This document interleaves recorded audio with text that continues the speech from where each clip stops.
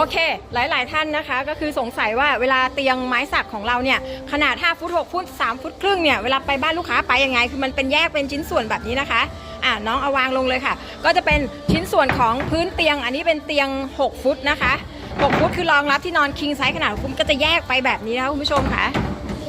อันนี้ที่เห็นอยู่นี่ฝุ่นเดี๋ยวหนูเอาอะไรมาเช็ดฝุ่นหน่อยนะลูกเห็นไหมคะว่าความแข็งแรงขนาดไหนอันนี้เราถ่ายกันสดๆเลยนะคะฝุ่นเป็นฝุ่นเลยนะคะระวังหนีบมือจ้ะโอเคถ้างั้นมาดูของจริงได้ที่ร้านบ้านปัญญาถนนราชพฤกษ์จังหวัดนนทบุรี0984287619นะคะสำหรับวันนี้ขอบคุณน้องพงษ์มากเลยสวัสดีค่ะ